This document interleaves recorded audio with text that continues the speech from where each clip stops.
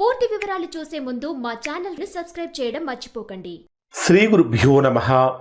శ్రీ మహాసరస్వత్యై నమః. ఓం నమః శివాయ. నారాయణ శాస్త్రి ఆస్ట్రాలజీ ఛానల్ వీక్షిస్తున్నటువంటి ప్రేక్షక మహాశీలకు స్వాగతం, సుస్వాగతం.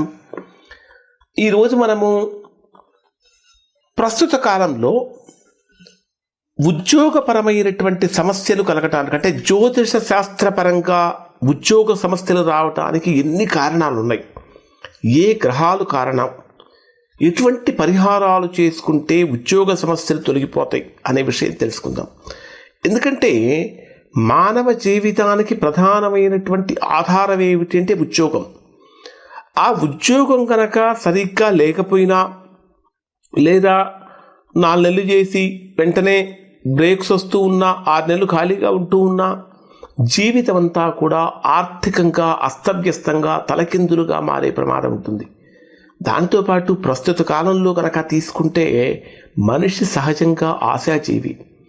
ఇక్కడి నుంచి వేరే దూర దేశాలకు కనుక వెళ్ళినట్లయితే అక్కడ రకరకాలుగా అనేక రూపాలలో ఎక్కువగా డబ్బు సంపాదించుకోవచ్చు. కొన్ని రోజులు అక్కడ పనిచేసి హాయిగా ఇంటికి వచ్చి అందరితో కలిసి సుఖంగా ఆనందంగా ఉండవచ్చునేటటువంటి ఒక ఆశతో విదేశాలకు కూడా వెళుతున్నారు. కానీ ప్రపంచంలో ఎప్పుడూ కూడా పరిస్థితులు ఒకే రకంగా ఉండవు. ఏ రోజుకు ఆ రోజు పరిస్థితులు మారిపోతూనే ఉన్నాయి. అసలు వీటికి ప్రధానమైనటువంటి కారణాలు ఏమిటంటే గ్రహాలు, వాటి భావాలు, కాలదోషాలు, ఇవన్నీ కలిపి మీకు తెలియజేస్తాను. ప్రధానంగా తీసుకుంటే ఉద్యోగ సమస్యలకు ప్రధాన కారణాలు జ్యోతిష్ శాస్త్రపరంగా తీసుకుంటే 6వ భావం. 6వ భావం అనేది శత్రుభావం అని కూడా అంటారు. అంటే శత్రు సమస్యలకి, రోగ సమస్యలకి కూడా కారణం. 6వ భావం మరొకటి ఏమి వివరిస్తుందంటే 6th హౌస్ అనేటటువంటిది, అంటే మీ జన్మలగ్నం ప్రకారం కనుక తీసుకుంటే 6th హౌస్ అనేటటువంటిది సర్వీస్, మీరు చేసేటటువంటి సేవ దాంట్లో కనిపిస్తుంది, మీరు చేసేటటువంటి ఉద్యోగం కూడా కనిపిస్తుంది. అలానే ఉద్యోగానికి ప్రధానమైనటువంటి భావం ఏమిటి అంటే, ప్రధానమైన స్థానం ఏమిటి అంటే 10వ స్థానం. దీనిని మనము కర్మస్థానము, వృత్తి స్థానము, ఉద్యోగ స్థానము, వ్యాపార స్థానము అంటాం మనం. ఇది 10వ స్థానం. ఇది మన తర్వాత 2వ స్థానం కూడా ఇంపార్టెంట్. 2వ స్థానం అంటే ఏమిటి? ఆర్థికంగా నీవు ఎంతవరకు ఎదగగలుగుతావు, ఆర్థికంగా నీ ఎదుగుదలకు ఏదైనా 2వ స్థానంలో ప్రతికూలమైనటువంటి గ్రహాలు ఏమైనా ఉన్నాయా అంటే, 2వ స్థానంలో ప్రతికూలమైనటువంటి గ్రహాలు కనుక ఉంటే నీవు ఎంత బాగా కష్టపడి పనిచేస్తున్నప్పటికీ ఆ కష్టానికి దగ్గర గుర్తింపు పొందలేకపోతూ ఉంటారు, ఆర్థికపరమైనటువంటి అభివృద్ధిని మీరు పొందలేకపోతూ ఉంటారు. అలానే 11వ స్థానం కూడా. 11వ స్థానం అనేటటువంటిది లాభానికి, ఆదాయానికి సంబంధించినటువంటి స్థానం. అంటే ఒక వ్యక్తి యొక్క ఉద్యోగం సక్రమంగా అన్ని అనుకూలంగా ఆనందంగా మారాలంటే 6వ భావము, 10వ భావము, 2వ భావము, 11వ భావము, అంటే 6, 10, 2, 11 స్థానాలు, లేదా 2, 6, 10, 11 స్థానాలు కనుక బాగున్నట్లయితే, ఎటువంటి గ్రహ దోషాలు కనుక లేకుండా ఉంటే మంచి ఫలితాలు పొందుతారు. ఈ స్థానాలలో కనుక దోషాలు కనుక ఉన్న, అంటే మీ జన్మలగ్నం నుంచి ఈ స్థానాలలో కనుక దోషాలుంటే విపరీతమైనటువంటి ప్రతికూలమైన ప్రభావాలు ఎక్కువగా ఉండటమే కాకుండా అనేక రకాలైనటువంటి ఉద్యోగ సమస్యలకు ప్రధానమైనటువంటి మూల కారణంగా మారుతుంది. ఇది కాకుండా గ్రహాల వైజ్గా కనుక తీసుకుంటే శని ప్రభావం ఒక ప్రధానమైన కారణమవుతుంది. శని అంటే ఎవరు? కర్మకారకుడు. కర్మ అంటే ఏంటి? వాట్ ఎవర్ వీఆర్ డూయింగ్, మనం ఏదైతే చేస్తూ ఉంటామో ఖచ్చితంగా దానికి దక్క ఫలితాన్ని ఇవ్వాలి కదా. మనం మంచి చేసామా, మంచి ఫలితాన్ని ఇవ్వాలి. చెడు చేసామా, చెడు ఫలితాన్ని పొందాలి. మనము చేసేటటువంటి పని ఎవరు చూసినా, ఎవరు చూడకపోయినా భగవంతుడు వీక్షిస్తూ ఉంటాడు కదా. కాబట్టి శని ప్రధానంగా కర్మకారకుడు. ఈ కర్మకారక గ్రహం కారణం చేత, అంటే శని వీక్షణం కనుక శని 10వ స్థానంలో ఉన్నా, శని వీక్షణం 10వ స్థానం మీద ఉన్నా, లేదా శని వీక్షణం 6వ స్థానం మీద ఉన్నా, లేదా 2వ స్థానంలో శని ప్రభావం ఉన్నా, ఎంత చేసినా సరే, ఎంత కఠినమైన శ్రమ చేసినా సరే, అప్పుడు మీకేం జరుగుతుంది అంటే అప్పుడు ఖచ్చితంగా ఉద్యోగపరమైన సమస్యలు కలుగుతూ ఉంటాయి. కారణం ఏమిటంటే శని కర్మ ఫలప్రదాత, అంటే యోగ్యత లేనటువంటి ఉద్యోగాలను తొలగిస్తూ ఉంటాడు. యోగ్యత లేని అంటే అంటే ఉద్యోగం మీకు ఇచ్చినప్పటికీ దానిని సరిగా చేయనప్పుడు ఈ శని ప్రభావం చేసి తొలగిస్తూ ఉంటారు. అటువంటి సమయంలో మనం ఏం చేయాలి? మన కర్మకారకుడైనటువంటి శని భగవానుడికి తగ్గ పరిహారం చేసుకోవాలి. అలానే నిజంగా కష్టపడేటటువంటి వారిని నిలబెడుతూ కూడా ఉంటాడు. ఇది కూడా శని ప్రభావమే. అందుకే ఉద్యోగం ఉన్న సంతృప్తి లేకపోవటం, ప్రమోషన్స్ ఆలస్యంగా రావటం, లేదా ఉద్యోగం పోయేటటువంటి పరిస్థితులు ఒకేసారి గుంపులుగా వేల మందిని కూడా తొలగించేటటువంటి స్థితి రావటానికి ఇదే కారణం. ఇక శని దశ, అంతర్దశ, గోచార శని ఇవన్నీ కూడా ఉద్యోగపరమైన సమస్యలకు నెంబర్ 1 కారణం, అంటే ప్రధానమైనటువంటి కారణం అవుతుంది. ఇంకా చెప్పాలంటే 6వ భావంలో ఉన్నటువంటి దోషాలు. ఈ 6వ భావంలో అంటే 10వ భావం ఉద్యోగాన్ని తెలియజేస్తే 6వ భావంలో ఉన్నటువంటి దోషాలు ఉద్యోగంలో అస్థిరత్వాన్ని తెలియజేస్తూ ఉంటాయి. అంటే ఇంటర్నల్గా ఆఫీస్ రాజకీయాలు, ఇంటర్నల్గా శత్రు సమస్యలు, సస్పెన్షన్స్ లాంటివి, తొలగించడం లాంటివి, లేదా కాంట్రాక్ట్ జాబ్స్ లాంటివి ఇవన్నీ కూడా వస్తూ ఉంటాయి 6వ స్థానంలో. ఎందుకు? 6వ స్థానంలో పాపగ్రహాలు కనుక ఉన్నా, లేదా మీ జన్మలగ్నానికి దశమాధిపతి అయినటువంటి గ్రహం దశమాధిపతి 6వ స్థానంలో ఉన్నా, లేదా 6వ స్థానాధిపతి బలహీన పడినా, రాహుకేతు గ్రహాల యొక్క దృష్టి ఉన్నా కూడా ఈ రకమైనటువంటి సమస్యలు కలుగుతూ ఉంటాయి. తర్వాత 10వ స్థానంలో ఉండేటటువంటి దోషాలు ఏమిటి అంటే 10వ స్థానం అంటే ఉద్యోగ స్థానం అని చెప్పుకున్నాం మనం.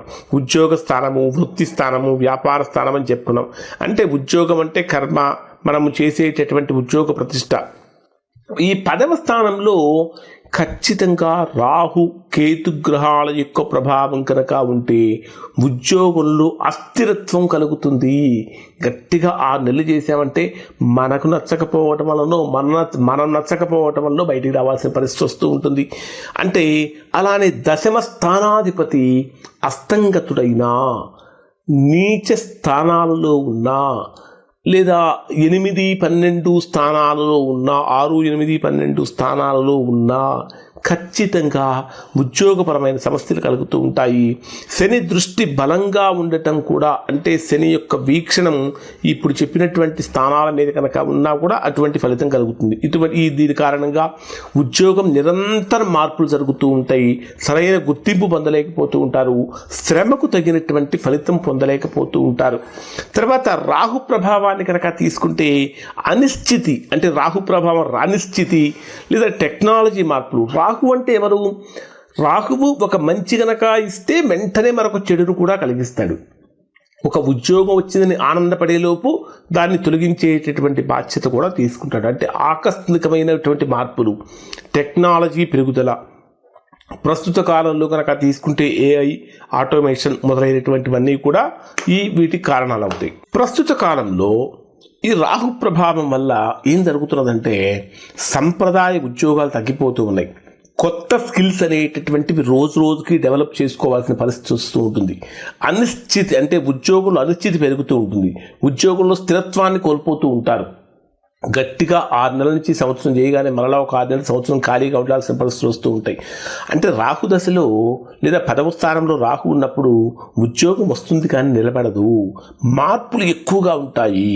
ఇంకా గురుబలం తగ్గటం, అంటే గురుడు అంటే ప్రధానంగా అవకాశాలకు ప్రధాన కారకుడు, గైడెన్స్కి ప్రధాన కారకుడు, వృద్ధికి ప్రధాన కారకుడు. అటువంటి గురుడు బలహీనంగా ఉన్నప్పుడు ఇంటర్వ్యూలు ఫెయిల్ అయిపోతూ ఉంటారు. చదువుకు, అంటే చదివినటువంటి చదువుకు, చేసేటటువంటి ఉద్యోగానికి సంబంధం ఉండదు. ప్రస్తుత కాలంలో గురు గోచారం వల్ల కూడా ఉద్యోగ విస్తరణ అనేటటువంటి చాలా నెమ్మదిగా జరుగుతూ ఉంటుంది. ఇవి కాకుండా చంద్రబలం లేకపోవటం కూడా ప్రధాన కారణం అవుతుంది.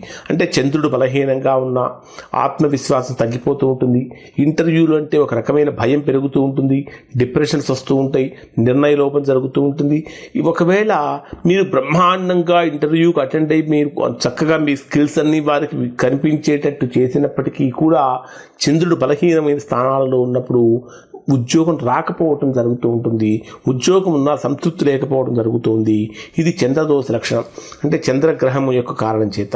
ఇంకా దశ అంతర్దశ దోషాలను కనుక పరిశీలిస్తే కాలదోషం కూడా ఉంటుంది. జాతకంలో చెడు దశలు జరుగుతూ ఉన్నప్పుడు, ప్రతికూలమైన అంతర్దశలు జరుగుతూ ఉన్నప్పుడు ఎంత ప్రయత్నించినా కూడా ఫలితం రాదు.